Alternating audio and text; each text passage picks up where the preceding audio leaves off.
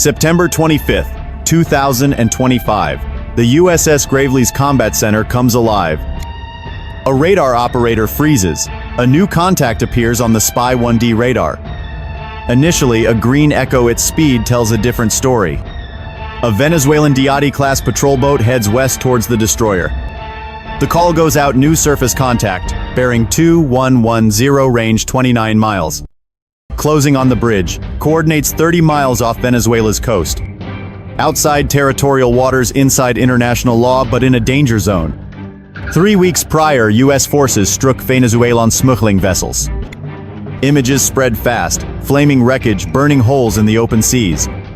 Caracas answered with muscle. Naval patrols doubled, jets flew low. State TV showed commanders promising to defend sovereignty. Now that rhetoric has a shape: steel engines and a patrol ship. The CIC operator updates the logbook: closest point of approach 3 miles. Time to CPA under 12 minutes. The number lands heavy. 3 miles is nothing, but a false signal could be misread. The Gravely's captain doesn't wait. Orders fire down the chain. Maintain ROE. Get every system watching. Hail them now. The clock is ticking. 11 minutes until steel meets steel. Or discipline wins the day. The USS Gravely slices through the Caribbean. An Arleigh Burke-class guided missile destroyer at a steady 15 knots. She carries the weight of an Aegis warship and advanced combat systems. Spy 1D phased array radar, more firepower than any regional navy. But in this moment, none of that matters. What matters is a small patrol vessel on an intercept course. The patrol vessel continues its approach, a silent challenge. The stage is set for a tense standoff in the Caribbean Sea.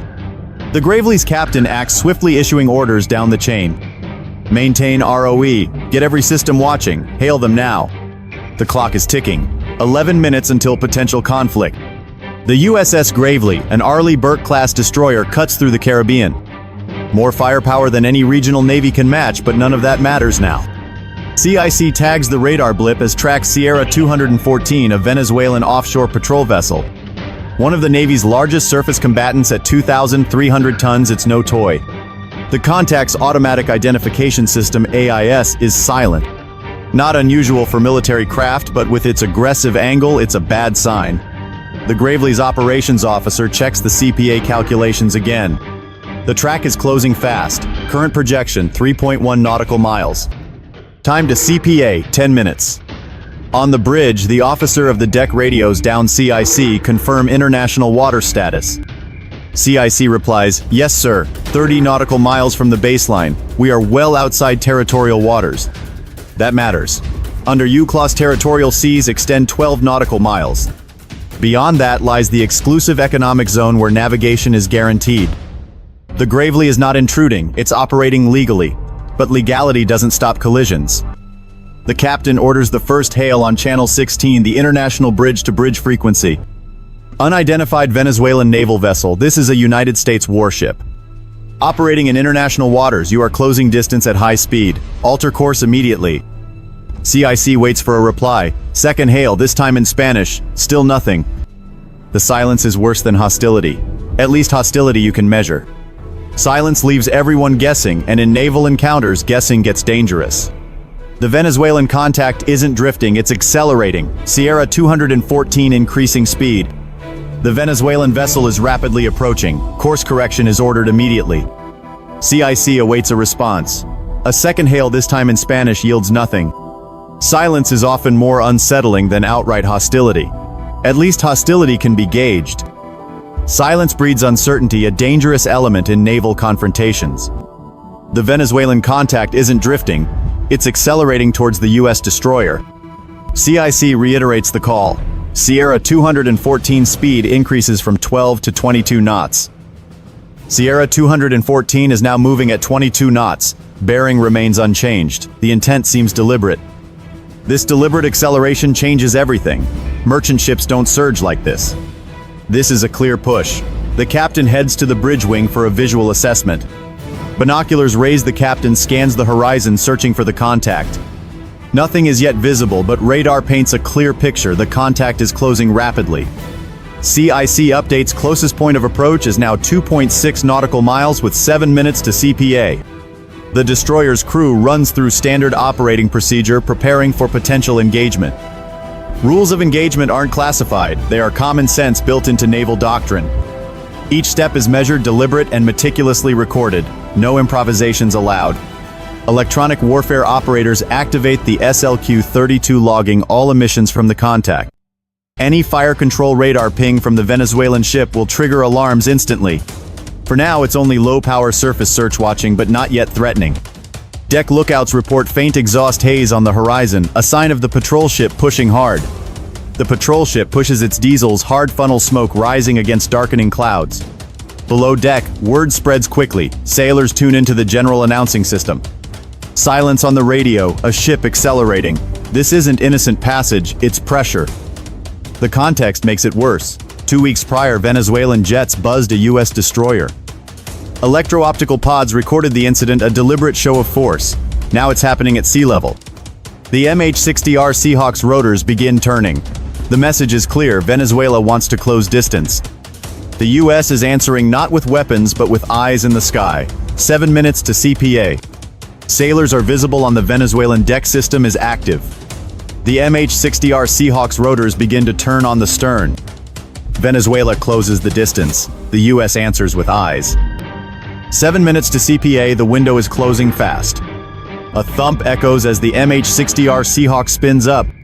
Twin GE engines, spool rotor wash whips, salt spray. Sailors signal with green wands, presence, not provocation.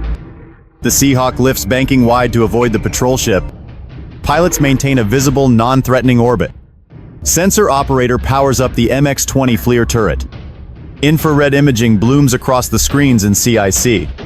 Every frame is time-stamped, geotagged, and stored. Evidence for the captain's log, Washington and the UN. A green laser pulse, non-lethal splashes across the bridge.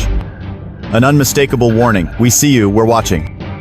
Venezuelan sailors shift uneasily on deck. One raises binoculars, another gestures intent unclear. CIC notes every movement, behavior assessed as posturing. The Venezuelan ship responds with a surface search radar sweep. A low-power sweep, deliberate but not fire control yet. The line between watching and targeting is razor thin. Maintain orbit, no overflight document, everything says, Captain. The Seahawk circles wide, Navy markings visible. Cameras keep rolling, adding weight to the US case. A game of nerves, presence, and professionalism.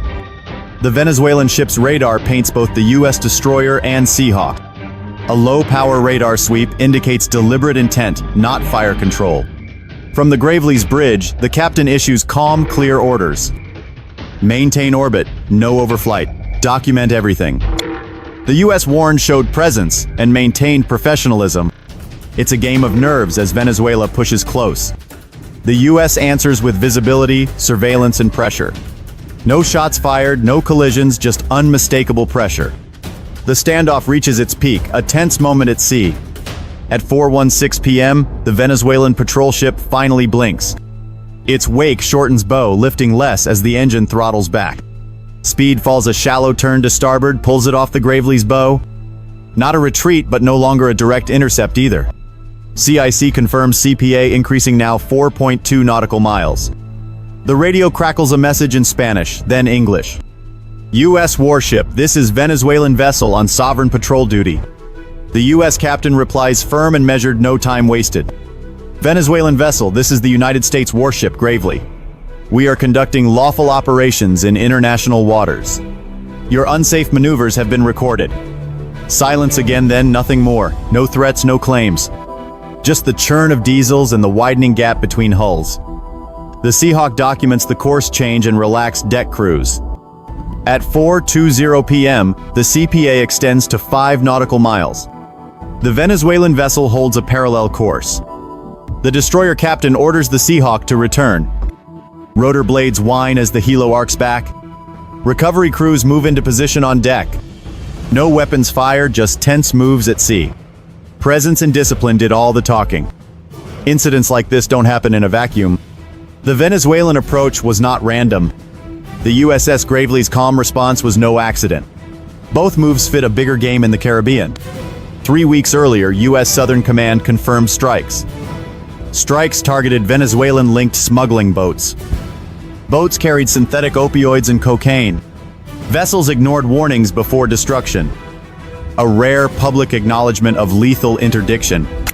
News sent shockwaves through Caracas. State media condemned the action as aggression. Washington framed it as law enforcement. Venezuela pushed back pretty hard. Naval patrols surged beyond coastal patterns. K-8 jets conducted overflights of a U.S. destroyer. Jets flew low and slow, recording every move. The message was unmistakable: we see you. Venezuela's manœuvres create tense moments signaling resolve. The U.S. playbook is deliberate, professional, and well documented. The Navy meticulously logs every interaction and maneuver.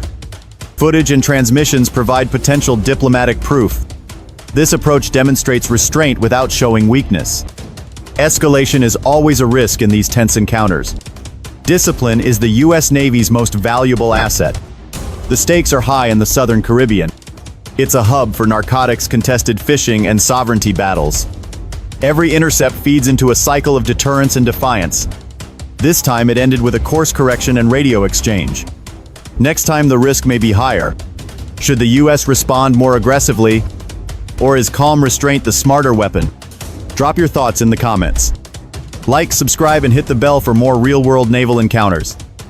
Join the fleet to support our channel and get loyalty badges. Thanks for watching. Stay sharp, stay safe. A patrol boat playing chicken with a destroyer is an expensive game.